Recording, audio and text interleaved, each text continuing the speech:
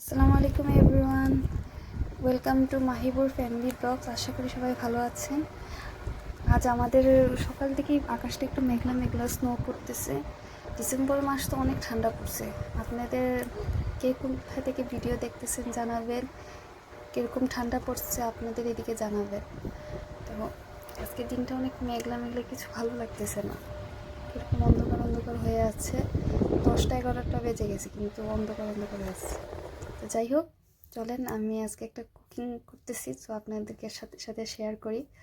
এখানে পেঁয়াজ ভাজতে বসিয়ে দিয়েছি, আর এখানে মাছ ভাজি করতেছি। ইলিশ মাছ দিয়ে একটা কুচেত, এই দেশের সবজি, এটা কুচেত আর আলু দিয়ে একটা তরকারি রান্না করব। তো আমি অলিভ অয়েল ইউজ করি। কারণ অন্যান্য তেল খাইলে কোলেস্ট্রল হয়ে যায়, নানান ঝামেলা থাকে। এখন অসুখ বিসুখ মানুষের বেশি।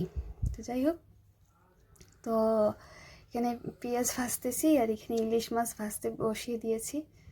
শর্টকাট রেসিপি আর কি, যেটা নর্মালি আমরা যে সব তরকারি যেরকম রান্নি, হলুদ মরিচ একটু জিরা ধনিয়া গুঁড়া দিয়ে দিছি, দিয়ে মশলাটাকে একটু ভালো করে কষায় তারপর আর কি। এদিকে আমার মাছও হয়ে আসছে, লাল লাল করে ভেজে ফেলছি মাছ, আর এদিকে মশলাটাও কষে আসছে।